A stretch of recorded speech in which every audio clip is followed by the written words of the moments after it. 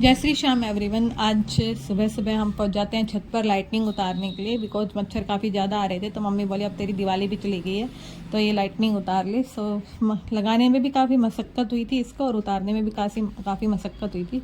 और आप ये देख सकते हो इसकी टेप पर भी कितने ज़्यादा मच्छर चिपके हुए हैं। इन मच्छरों ने हमारा जीना हराम कर दिया था भाई। हर चीज़ में मच्छर ही मच्छर हो गए थे, पूरा आंगन ही इन मच्छरों से भर गया था। तो आज मैंने फाइनली इनका खात्मा कर दिया और मैंने लाइटनिंग उतार ली। और देन उसके बाद हम चले जाते हैं नीचे। और ये देखो मैंने कितनी सारी लाइटनिंग लगाई थी, एक ये जाल और एक स्टार वाली लाइटनिंग, 2 लाइटनिंग लगाई थी मैंने। सो काफ़ी शौक था तो हम लेकर आ गए। देन उसके बाद आज गोवर्धन था तो हम पहुंच जाते हैं श्याम मंदिर में। यहाँ पर श्याम बाबा का काफ़ी सुंदर इन्होंने श्रृंगार किया हुआ था। काले रंग के श्याम बाबा बनाए हुए थे और इतने प्यारे लग रहे थे, ऐसा लग रहा था देखते रहो। फिर उसके बाद आज हमारे घर में बाजरे की खिचड़ी बनती है। सो मम्मी ने बाजरा भिगो के रखा हुआ था। सो मैं पहुंच जाती हूँ उसको कूटने के लिए, उखल मौसले लेकर। After a few minute later तो ये इस तरह से कुछ कुट जाती है। इस पर जितना गुस्सा निकालना होता है आप उतना गुस्सा निकाल सकते हो ओखल मसले में डालकर। बस इसको धम धम करके मारे जाओ। देन उसके बाद जब तक कि खिचड़ी रेडी हुई, मैं और मेरी बहन पहुंच जाते हैं पटाखे फोड़ने के लिए, दिवाली के बचे हुए। हमने सोचा आज ही सारे पटाखों का खात्मा कर दें। सो आज हम पहुंच गए पटाखे फोड़ने के लिए जो हमारे बचे हुए थे दिवाली के दिन।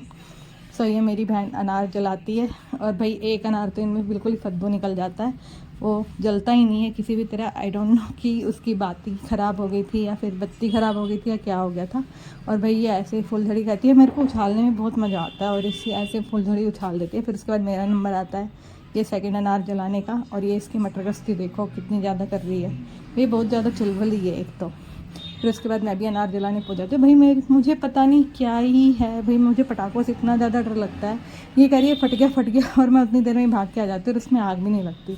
और मैं देखो कितनी तेज़ स्पीड से भाग के आती हूँ अनार जलाते टाइम भी। मेरे को कभी कभी है ना ऐसा लगता है ये फुलझड़ी भी है ना हाथ में फट जाएगी, आई डोंट नो क्यों।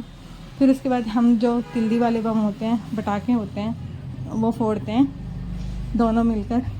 ये एक अनार और जलाती है हमारी साइड की डोली पर जलाकर। फिर इसके बाद हम पटाखे फोड़ते हैं तिल्ली वाली बम।